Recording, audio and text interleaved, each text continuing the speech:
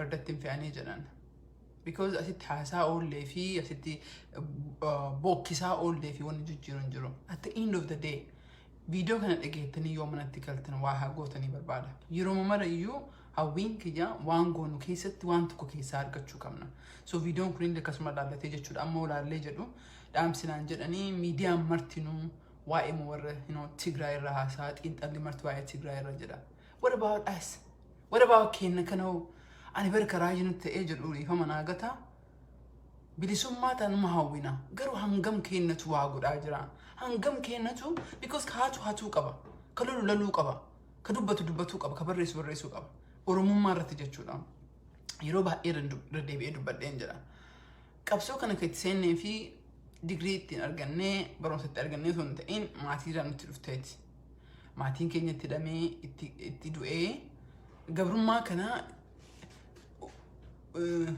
generation itti hin darbine nuti haaduun kan jedhuuf itti seenna jechuudha malee waallee irraa argatuuf miti qabsoo kana keessa seenne yoo dhugaa isinitti mee jedhee yennaa nu jalqabnu yaadadhaa Oromoo maatimmaan keenya iyyuu maqama Itoophiyaatiin deemaa ture jechuudha. Oromoo jechuun nuuf wanna fakkeessinu hadha gaafa nuti tolu ka ittiin mul'isnee boru ammoo gaafa ammaatu badatoo hin ta'in gara gubiitiidha. Akkasumas immoo aayyolee bakka deemtan mara isin argu. Anillee nama haara qabu nama akkoonti jedhiyoo kana sitti duutee jettee nama abbeera nama fira qabu hangam garaan keessan akka gubatu waa'ee Jawaarirraa waa'ee namni keenya ijoollee daa'imman irratti godhamaa jiru kan hangam garaa keessan gubatu hin arga jechuudha. Because dheebuun keessan an wanna na deemsu keessatti dubartiin dhuguma rabbii isiniin jedha dheebuun keessan humna godhuu dhabdanii otoo akka fedhii keessaniiti silaa waraana seentan. Dhugumaan je argin jira ani maybe an dubartii waan ta'eef dubartiin na dhiyaata garuu dhiirarraa hanga si nagarre dhiirri keenya laafaa jechuun miti gubiinsa keessan aayyolee jechuudha.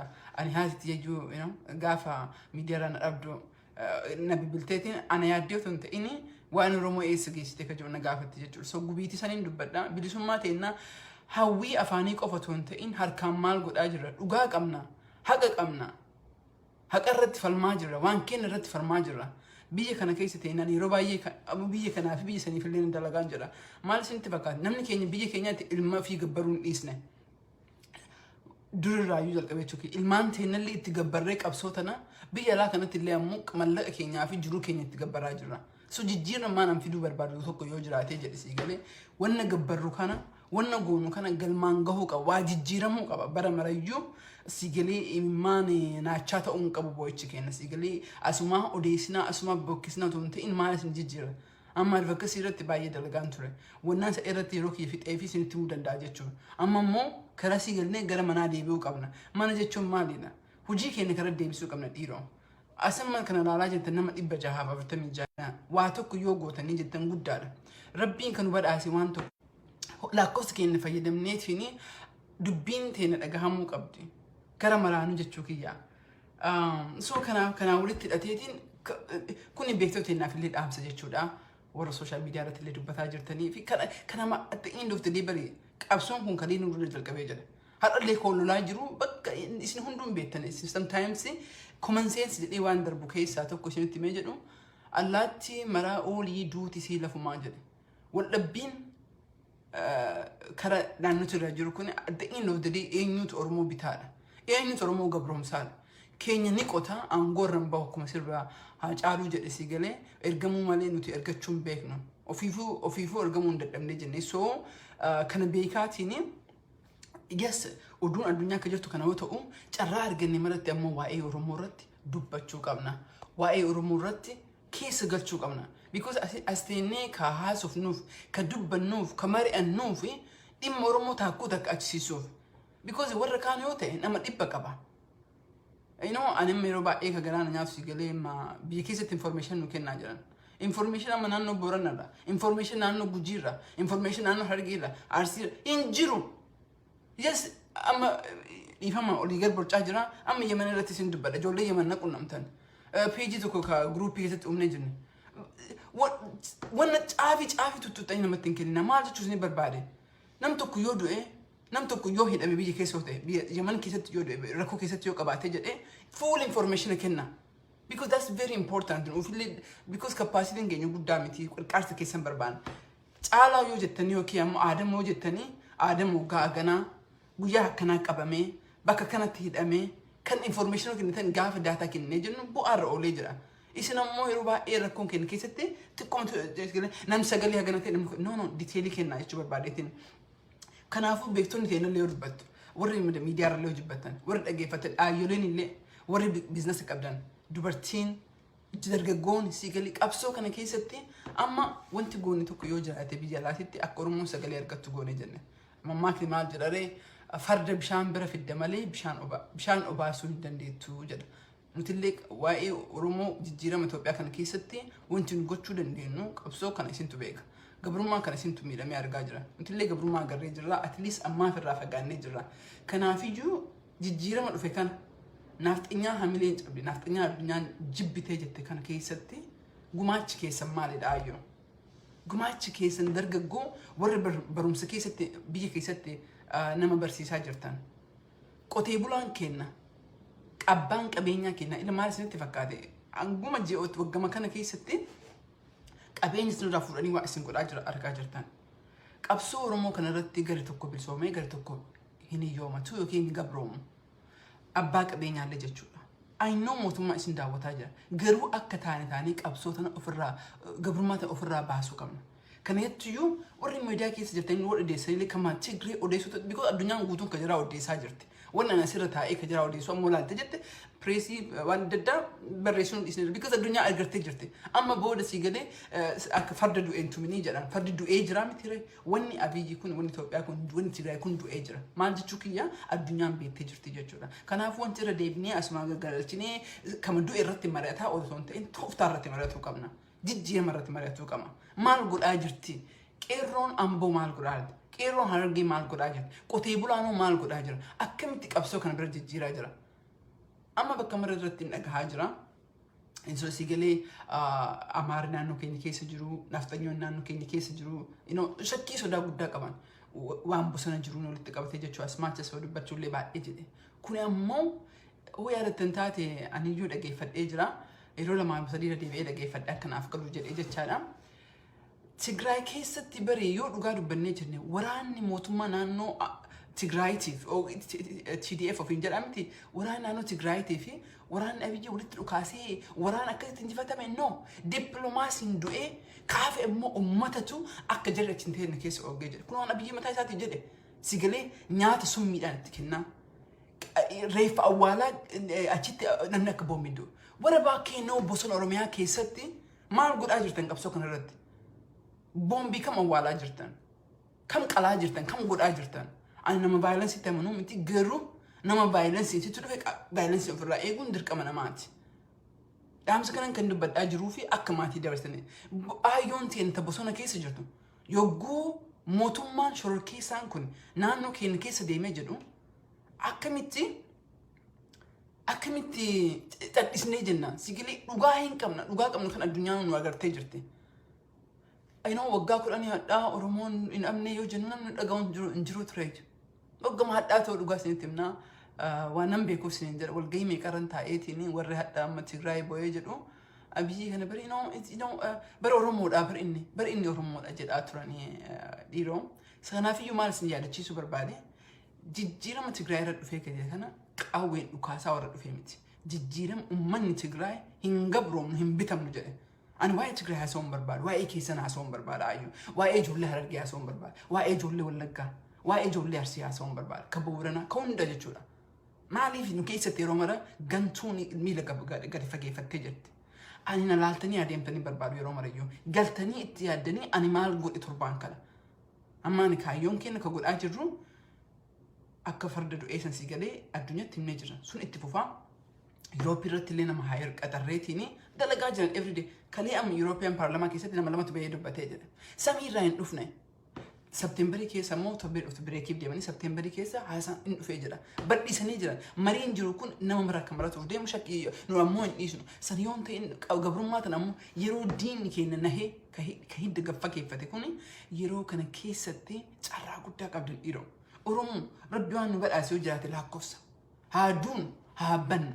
Tana nu dabruun qabdu. Tana ammoo nu dabartulle. Otoo manatti illee galle Dunda bartu wannan asin jedhee fi yaa mucayyoon tun aalatti miti keessa naagalee jedhe yeroo akkanatti hamileen nafxanyaa hamileen diima keenyaa cabse kana keessatti qotee bulaan kenna maal godhaa jira aayyoon kenna maal godhaa jirti barsiisaan kenna kan mana barumsaa keessatti kan baadiyyaa keessatti barsiisaa jiru kun maal godhaa jira waa hagootaniif kana keessatti maalidha fakkii warra Tigree fudhadhaan jenna fakkii siigalee summiidhaan yoo barbaachisan maan taane qabsoo kana irra ooluu qabna diinni keenya yeroo sodaate kanatti jechuudha. Qabxii lammataa rakka dubbachuu badhee tokkummaa Oromoo kana keessatti yoo dhugaa dubbannee jenne because anis akkuma keessan jechuun nama umrii kiyyaatii wajjin qabsoo kana gara baay'inni keenya warra asitti na laalaa jirtan warra asitti qabsoo kana faarsitan sagalee dhabdanii beekumsa guddaa qabdan garuu miidiyaan isin beekneef dubbachuu dhabdanii gara isin gubatee wanni jala deemtaniif illee because dubbii kana waa itti amantaniif jechuudha. Oromoo yoomiyyuu ol tokko ta'ee jira. Tokko keessaallee tokko haqa qabutti ta'ee jedhe siigalee tokkummaa afaaniin faarsaa barruu bareedaa barreessaa sanii miti. Oromoo akka duraa sossobuu hin danda'an. Yeroon kuni yeroo ati haqxe yoo ati kijibde sa'aa tokko keessa guyyaa tokko keessatti ba'ee jette. Oromoon agarteetiin waan ofii jabeeffachuu jalqabdee jirti. Kan baadiyyaa jirtu, kan magaalaa jirtu, dubartii aayyolee martinuu jabeeffattee jirti. Kanaafuu tokkummaan Oromoo cimaadha yoomiyyuu olitti. Lammata irratti sirni nafxanyaa kun nurratti deebi'aaf jedhamu kun ammoo Oromoo jaalatii otoo hin ta'in akka dirqamaan walii galutti walitti fidee jedhe. Beektonni keenyallee hangamillee lallabaa ooltu yoo miilaa waa dalagaa hin jirre qabsoon kabilisoomaniif Tigraay kabilisoomteef asitti sooshaal miidiyaa irratti dubbattee qofaaf miti. Dhiifama naan kada anis warra sooshaal miidiyaa tuquu kiyyaaf miti. Because barbaachisaadha. Keessattuu rogeeyyiin ta'e barbaachisaadha. Keessattuu yeroo nuti sagalee hin qabne mootummaan kun akkana godhu barbaachisaadha. Garuu jechuun kee maali? Warra mana ilaalaa jirtan nama kumaaf wayi. Sooshaal miidiyaa kan dubbadhu isiniif dubbadha jechuudha. Warri ilaalaa jirtan kun maal godhaa jirtan kamaan baa'oo istaa jirtan kenna hoo kenna muka ittiin goonu kenna gaasii ittiin nadhu kenna hin gubatu. Biyyi sun akka nuuf hin taane maaf namaaf taate tokkummaan Oromoo cimee jira. Tokkummaan Oromoo haqarratti cimee jira. Because oliif gadi bahaaf dhiyaa kaabaaf kibbatti rakkoon Oromoo abjuudhaan akka hin taane jijjiiramni dhufu kun ammoo dalagaan qofa. Sooshaal miidiyaa irratti baanee lallabnee otoo hin ta'in dalagaan yoo dalagne qofa jijjiirama mul'isuu dandeenya jechuudha. Warri biyya alaa jirtanillee jechuudha. Warri mallaqaan qarqaartanii, warri hamileen qarqaartanii jetta. Namoota nama jala deemee nama rabsu kan ilaalina. Ilmi namaa waan dhibboos faarsanii akkasii arrabsan santu namatti mul'atee jira. Ani akka nam tokkotti argee hin jiru ofii kiyyaayyuu jechuudha. Aayyolee dubartoota dhiirota hundi keessanuu ka nurratti dhaabbattan kan haqarra dhaabbadhan maaf hin dhaabbatina. Ani kan nagubee jedhu siigalee maaliif gabrummaa lakkoofsa taate gana beekumsa taate yoo guddatu illee baate numan qabna. At least yoo hoosisuu dadhabne hoggachiisuu hin dadhabne kan jedhu kanaafuu tokkummaan keenya cimee jira. Haqa nama haqarraa dabsuu yoo argatan bira hin dabrina. Because waan hin arguuf. Waan arguu fi sometimes aadaan nuti ta'eetiin otoo namni dhala dalagu akka nama agarree irra dabarree jenna. Otoo namni gaarii dalagu ammoo gatii keennan ta'in yookiin ganda keennan ta'in gadi qabuu barbaannee jenna. Yeroon sun dabartee jirti. Nama tokkotu interview na gaafatee miti ollaa eensi filee naan jedhan. Eenyuyyuu abaa'us ta'e kafaa'u taate kan filee tokko hin jiru. Eenyuyyuu kan filee tokko hin jiru. Martinuu garaa keenyarraa cabaannee dubbannee waan goonuuf jechuudha. Dalagaa keenyatu uummata Oromoo akka bakka bu'u godhu gala. Kan barbaannuuf illee uummanni Oromoo hiree ofiif murteeffata haa argatuuf. Asitti as taa'ee isin murteessaa otoo hin ta'in hiree ofiif isin bitan. Hiree san keessatti ammoo ka tokko oli tokko gadi hin jiru. Sigalee ka tokko oli ka tokko nama tuffata. Anatu sirra beeka. Anatu digrii sirra qabaa. Anatu qabeenya sirra qaba jedhee kan hambisuudhaaf jechuudha. Jijjiiramni dhufe ka tokko keessa kan na gammachiisu jijjiirama akkasiiti jechuu yeroo kana keessatti. Qabxii sadaffaa irratti kalee ilaalaa waggaa 10 hadhamee ilaalaa. Akkamitti nu ilaalti sabaaf sablammii Itoophiyaa sabaaf sablammii warra Somaalee ilaalii warra gaawwan ilaalii jedhii dhiisaatiin warra Tigree fi Amaara dhiisaati akkamitti ilaala. Oromoon akkamitti of ilaalaa turre. Addunyaan akkamitti ilaalaa turte. Mee kanneen sadii ni miti akkamitti of ilaalaa turre. Akkamitti sabaaf sablammii Itoophiyaa ilaalaa turanii akkamitti addunyaan ilaalaa turte. Waggaa 10 hadhaa waggaa 5 hadhaa yoo ilaallee jennee Oromoon garii rafaa ture. Gabrummaan kun beektanii gariidhaa fi sigalee buuguma irratti barate sunillee bareeda itti amaneetii hojii gaarii godhaa jira. Gariidhaaf ammoo gubatee argee jira, jibbee jira, hifatee jira, du'uu filata sigalee. Otoo du'ee akka Hacaaluun jedhe sigalee du'ee otoo awwaalamee jedhee at least rest argatee jira jechuudha. Kanaaf iyyuu yoo laatte nama dammaqiinsi kenna wal qixa bilchaataa jira. yeroo buuka kiyyaanee kan publishing godhinsa irra taata qabsoo Oromoo kana keessatti qixa bilchaataan ture. Gariin gubatee gariin dheedhii ture. Kun immoo jiddu galeessa sigalee kakalee dheedhii irraa jiddu galeessa dhufee qabsoo kana keessa biyya alaas ta'e biyya alattis biyya keessattis qabsoo kana kennee cincee gubatee waa'ee Oromoo dhagahuun barbaada. Gariin ammoo jiruu ofii jiraataa ture. Digrii ofii faana deemaa ture. Qabeenya ofii horataa ture. Ammeenya ta'eeti miti. Kanaaf bira bilaachuu dhabne. Amma ammoo yoomiyyuu olitti Oromoon kaabaaf kibbatti hundi Itoophiyaan guutuun qixa gubataa jirti. Kan ammoo dhoksotuuti kan dhugaati. Kun ammoo Oromoo tokkummaa boondii dastaniin kenna ka tokko injifatee takirra oolu akka hin dandeenye mul'isee jira. Sun ammoo waa hedduu nu godhee jira. Lammaata irratti sabaaf sablammii Itoophiyaa kan ilaalti. Anama kamisa dabre kana viidiyoon gadi hin baane warra Yurooppii wajjini membara paarlamentii haga sadii wajjini sabaaf sablammii warra maalaallee qabatee sabaaf sablammii 9 affeeranii turan. Sagalaniyyuu yaada kennaa ture san keessaa gaafiin tokko kan dhufee jiran daayiloogiin martuu itti gallaa eenyutu daayilogii kana godhaa kan jiru preconditioning maali kan jiru irratti haasaa ture. I think torbee dhufu kana nin baanatti fakkaate maaliif isinitti jeesita fakkaate ilaalchi Itoophiyaa sabaaf sablammii Itoophiyaa Oromoof qabdu hammam akka jijjiirame argee jedhe. Amma booda Itoophiyaa dimokiraasii yookiin tasgabbii fiduu fi yookiin gamgaanfa Afrikaa tasgabbii fiduuf gaaffiin Oromoo deebisamuun dirqama. Lakkoofsa keenya kan Rabbiin badhaasee jedhe. Haftoo uummata kush seenaa daayinastii miti kingdamii kush hedduu seenota hin barreeffamin hin beekamne keessa tokko nuti ammoo warra sanii. Kanaafuu fuuldurri keenya baay'ee ifaadha. Gabbarree jirra. Itti duunee jirra. Waggaa 100 itti bannee jirra. Har'a nama taanee fuuldurri ammoo akka bitaatu sabaaf sablammii Itoophiyaa agartee jirti jechuudha. Addunyaa. Addunyaa irratti hin dalagaa ture si gala. Har'a addunyaan hin agartanii kalima plenary meeting jedhanii paarlamaa hedduutu walgaheetiin rakkoo Itoophiyaa Tigree qofa hin ta'in rakkoo wannallee haa dubbannu jedhan hammam akka fagaan isinitti nu barbaadeetiin hangam akka deemnee akkamitti of ilaalaa turre akkamitti nu ilaalaa ture sabni Afrikaa sabni Itoophiyaa kun ammoo akkamitti ilaalaa kan jiru hangam akka dhufne kana ilaalaatiin jijjiiramni jirtan hamilee warri isin cabe kun ما bilisummaan beektanii waraqaadhaa miti bitanii kamanatti fidanii jedhan ummanni keenya nagahee jedhee hadheeffatee ka'uu qaba. Hadheeffatee ka'uu gaafa hadheeffatee nagahee jedhee qofa bilisummaa dhufuu dandeetti. Bilisummaan tun immoo maal fakkaatti? Bilisummaan mootii tokko buusnee mootii tokko baasnu miti. Tokko gadi qabnee tokko kalee eebbisnu miti. Bilisummaan ganda maratti iyyuu sabaaf sablammii maraaf iyyuu dhufuu qabdi. Malee hin dhuftuun jedha. Qabxee farafaaratti warri Abiyyi amma kan hin dhagahaa jiru amaara cabsuu fi warra kan akkana godhuu fi jijjiirama hin fidaa Jawaar illee hin hiikaa akka jedhu uummata burjaajessaa jira jechaan dhagahee jedhee. Dhugaa isinitti himee jira. Jawaar balleesseetii miti kan hidhame. Ijoolleen hadha duutee jettee Hacaaluun maal balleessee du'ee jedhe. Oromoon maal gabbaruu qaba qabsoo kana keessatti? No. Abiyyi sirna nafxanyaa kalee deebisuuf. Sirna nafxanyaa deebisiinsa inni godhu kana keessatti واحد أمو أرمو فوتا إجرا إسافي أديتي مدي أنا سافك يعني كبيكي جدو قافا والتأنيتيني نانو هرقي فرسيرتي أكنا من أمانتي وديتك أرمو قصان قودو فانا قوت أرمو الشوا كان أرسي كيس جرو هرقي كيس جرو أرمو مسلمة أرسي هرقي كيس جرو أكا وديتك أنقود أكا أرمو في جاني قافا سنبيكي جر جركوني سرنا أنقورة تروفي سرنا نفتنيا ديبي سوفي وانا فكاتو تفجر ماجر كنا فيو إنقوبو منا إنقوبو منا أبي جواني كقدي سوفي يوكي أمتوت كقدي سوفي جالتي ثونتين درك أمي ساتيف مالي في إسن أجيفتون كيسن نوجاهي جتني جرتن قبل ما because ورتكريلي ورا مالا لما قرتني جرتن مرتينو كاركين هيك وبربادت جالتي تيمتي because فولدر بيجتني أورمون قافين أورمو ديبي كوفا قافي أورمو مو من تهني توما سري أو بيتورج إسنتيني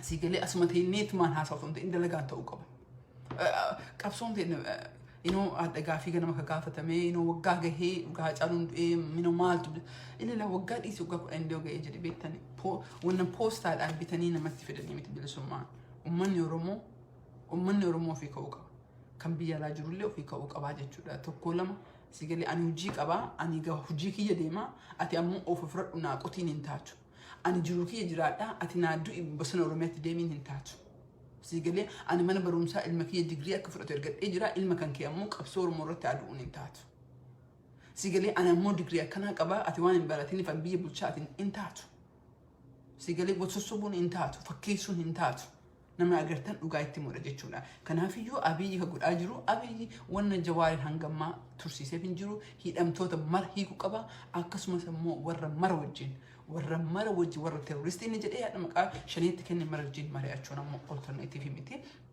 Addunyaan ni dhiibdi jechuudha. Kan dhumaarratti maal jedha I think xiqqootu tuqee jira.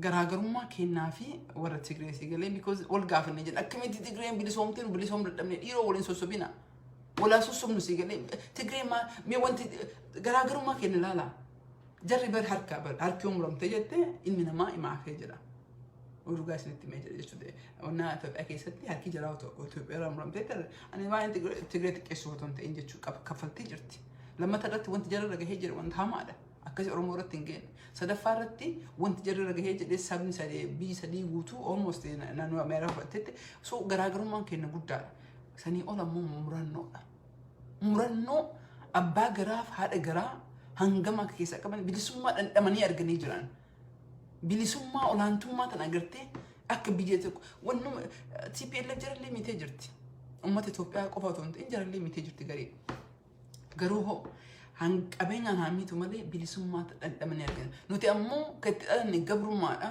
Hadda katti ijaaraa jirru gabrummaadha. Kanaafuu bilisummaan tun akka maal fakkaate hin beeknee fi xiqqoo sochaanee jenna. Xiqqoo si galee gadiin baanaa ji'atti hiriira takkitti hin baanaa hin gallee jenna. Inoo si galee kaan ammoo sirrimarra teennee ijoolleen sun hadha maal jette jennee dubbannee jenna. Gariin ammoo si galee jiruu ofiitti fufaa just maqaa fi si galee akka hin duune akka hin kaane godhaa jirra jechuudha. Dalagaan keenya akkas. Akka hin duune akka hin jiraanne godhaa jirra. Maal jechuudha sun sigalee gadi seennee jajjabeessinee dalagaa hin jiru. Maddii tuttuqaatiin sigalee jijjiiramni maal dhufne jedhaa jira. Kana fayyadamee ammoo mootummaan sirna nafxanyaa waan keessa keenya beekuuf akkasitti nuti deebi'ee kanaafiyyuu we have to ask ourselves Tigreen maal gootee nuti maal godhuu dhabnee maaf jarri injifattee Oromoon ammoo injifattuuf maal qabu kan jedhu tarsiimoo jalqaba irratti dubbadhee jira jechuudha. Dalagaa kana keessatti barsiisaan hojii qabdaa. Sheekni hojii qabda kan keessatti. Hin sodaatina amma agartanii jirtan. Magaalaa adda addaa keessaa nan dhagahee jira. Sheekni kenna sodaatin. Yoo bilisoomtu taate ofiif bilisoomte jetta.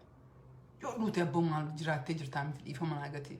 Ani ofii kiyyaa gaafuma tokko hangana illee jiraadhu baadhee natti dhagahameen beeku jiraannee jira because addunyaa kanarratti aniin kan gammadee jedhu hanga Oromoo jaaladhuuf waan Oromoo waa godhaa jiruuf waan Oromoo sagaleetti uftu warrallee du'ee jiraan gammadee jedha garuu biyya Ameerikaa taa'ee ijoolleedhaaf yoo biyyatti du'aa jiru natti ulfaata so hin jedhu ana yaada kiyyaatitti garuu sheekkoleeteena maaliif isin hin jedha isinitti fakkaata at the end of the day marti nuun naannoo fi bilisoomsee jedha Oromoon tokko garuu argee bilisoomsa Boorana irraa dhufee kan argee kantiibaatti ta'uu bilisoomsa tokko hin jiru kanaafiyyuu yoo bilisoomtan yoo miidhamtan akka argee waan argee taate argitu sin cabse ilma arsiillee arsimatu sin cabse namni biraa sin cabsine kanaafiyyuu sheeka kenna yoo waazii gootu masgida keessatti barsiisaa yoo barsiiste jettu laalii jedhe maaf Tigreen ageettee jette sigalee akkaatti irra oolte jette nuti maaf dadhabnee jenna gantuu ganda kennaa hin beekne jenna gantuu kenna maaf hin qajeelfanne waan jarri goote wanni biraa yoo hafee jedhee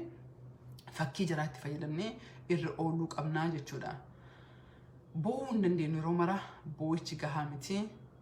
Kama namarraa odeessu qabxee tokko kasirra fudhadhee ilaalaa hin jira. Jawaari guyyatti nama 100 dhaqee ilaalaa jiran. Maali Jawaar isitu kun waan isin jette kireeditii namaa fudhachuu hin danda'u. Jawaar muuziyeemiidha. Muuziyeemiidha akka mana hidhatti ilaalamee akka leenca adda ta'ee wayii galee mallaqumatti kabaltee dhaqxee ilaaltee no ilma namaati. Mana san keessa bahuu qaba. Dubbatuu qaba.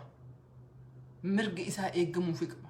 Maal Oromoon bosona jirututti hammaatee hiyyummaa dheessaa bosonatti galane. No, kanaafiyyuu dhuguma rabbii of gaafanneetiin tarsiimoo baafachuu qabna. Beektonni teenna karaa uummanni maal godhuu qaba. Uummanni tokkummaan ammoo isinitti himee jira. Miidiyaa mara teennee ani kan hin dhaladhe noo goobanaatiin ni yaadadha. Tokkummaa jedhee waggaa 30 hono tokkummaan sun hin dhufne. Kanaafiyyuu tokkummaa afaan paartitoonni dalagaan ta'uu qaba. Hopefully haala amma deemu kanatti waa hedduutu jijjiiramaa jira. Sagantaa Agostii tokkotti jechuun Sandee irratti sagantaa community qopheessinee sababaan community qopheessinee jennee tokkoffaa akka diaasporaatti sagalee itti godhuuf kaayyoon keenya yeroo takka lama dhageettanii jirtan. Oromoo community ani addunyaa kanarratti deemee argeen jira. Wanti dadhabsiisee jedhee namni martinuu part-time dalagee jira. Part-time dalaga jechuudha. Part-time dalaga qabsoo kanarratti. Kanaaf iyyuu akkamitti nam tokko hire goonee naannoo isaatiitti namni sun isumaaf dalagee jira. Kan jedhu mallaqa kana immoo mootummaa bakka sanirraa fudhannee hire gochuu barbaanna. Akka projectii irratti dalagaa jiru magaalaa biyya Portland achi booda Houstoniin waan haasaa gaarii qabnu dalaguna. Akkasitti bakka marattu ijaaruu barbaanna. Maafi jabaa community Oromoo yoo jabaatee jedhee Oromummaa biyya keessatti hin jabaatee jedhama. Because what political lesson dhufee mallaqa guurrata. Warri civic society akka innaan lesson dhufee mallaqa guutatee jira. Beekaa ofii kan jiru marti Oromoo kanarraa mallaqa guutatee jira. Oromoo kana immoo sagalee dhaga'uu hin dandeenye. Maa ciccittee faffacaatanii waan jirtaniif. Kanaafuu community ijaaruu barbaadna. Community walitti finna jechuudha. Community beekaa ofii keessaatti hafee jira. Community marti Oromoo marti hin beektan akka maqaa Oromootiin deema. Oromoo qoodee jira kun hin beektanii jettan. Hojii gandummaa dalagee jedhama. Sana immoo achuma dhiistaniif itti fufuu qabdan. Waan tokko Jawaar kana gorsee jiraate iyyaadha. Tumama Jawaawii irratti komiitti dhufee jennaan lukkiraan jedhe. Warra akkanatti afur dhaabbatu kana dhiisi ati dalagaa keetiitti fookas godhee jira. So anillee gorsi keessaniif qabu warra asiisii galee sababaa fi gaafii sin gaafatu dhiisa. Because warri sun kaayyoon jira akkati waan dalagneef. Gaafii sitti dhiyeessee mata sammuu kan keehatee akka waan hin dalagneef. Kanaaf iyyuu taargeettii keessan fookas gochuu qabdan. Taargeettii keessa otuu asii iyyuu amma waa'ee advocacy irratti waan hin dalagee waan itti milkoofneef illee dubbadhee jira. Kana godhuu irratti immoo asii achi nu butanii asii nu butanii kun hamaan hin jedhan. Gurra keenya cuqqaalannee ija keenya bakka san deemnee akka fardaatitti karaa san hidhannee amma galbaan geennee sagalee Oromtuu waan dhagahameef galma keenya karaa Oromootti deebisaa jirra jechuudha. Community Oromoo ijaaramaa community Oromoo nuufillee lafee duddaati Oromoo baruufiifillee lafee duddaati. Oromoon sagantaa kan amma namni biraan irra dalagaa waan jiruuf akkattiin dubbadhuun dhabee jedhe. Waggaa dabree irra dalaguu jalqabne. Waggaa dabree yaadattanii Septemberii keessa konferensii jennee beektota Oromoo hunda affeerree jenne. Beektonni nuti affeeriin hin jiru. Warra achirratti hin argine indidee hafee jedhe. Nuuf mijaa'u jedhee hafee jechuudha. That is the truth. Fakkeessuu osoo hin ta'in beektota Oromoo finne. Septemberii jechuun ji'a 5 beeka. 5 kura tokko almost waggaaf deema jechuudha. Ji'a 10 at least hin ta'a. Sagantaa kan findee jenne achi booda akkamitti Oromoo bakka maraa lakkoofsa isaatiin Oromoon Minnesota 40 jiraate maybe representative 40 qabaata. Oromoon Chicago 1 jiraate representative 1 qabaata. Oromoon Michigan 5 jiraate representation walitti finnee maaliin Oromoon dura karatti dalaguu qabu. Takka lama jedhee dibeetitti godhee kana takka lama irra sadii dalagna jedhee achi booda yeroo baay'ee hojiin keenya dalagaa irraa oolle because baajanni hin jiru achirra kennu baajatetti baasnee baajataan akka hojiirra oolu akka amma goone kana jechuudha. Mallaqa uummata Oromootiin qofaa miti mallaqa hedduutu jira. Mallaqa isaan deetti fayyadamne uummata keenya gargaarree goonaa jechuudha. Kanaaf iyyuu kana Augustii tokko irratti hin hafina aayyoleen illee invitation community, especially focusing on the community leader, but in an amount of them because this is about at the Koda him book is so Janimtire. No fault one anything to behave, Bectonitena, Kakadel, Jack Abdani, Matakatin Demutimo, Tokuman Romo, Yomi Ultimata, Timo, Akaduri, a case to Tokuma, I have sort of Tokuma, the fake abunam, Nam Enu Sabtelo, Argajra, namni hojiin dalaga hojiin isaan ni mul'ata. Inturti malee sometimes daftee mul'attu. Inturti abdiin guutina hojii keessanitti fokus godha. Balleessaa yoo qabaanne balleessaarraan nuuf folcha nutti dhiyaadha nullee nu gorsaan wajjin deemaan jenna. Kaan immoo keessummoota adda addaa amallee deeba sagantaa paablikiin baasne malee keessummoota adda addaa ka Oromoof Oromollee kan ta'ini achirra sagantaa irratti argamanii register ta'aa isiniin jedha. Warri na daawwattaniif hedduu galatooma hawwii kiyyaa waan isin jedhe xiqqoo bu'aa isiniif qaba jedhee waan yaaduu fi laftillee amma samariidha. Kanaafuu nama folchaa isiniin jedha fayyanaa ta'a.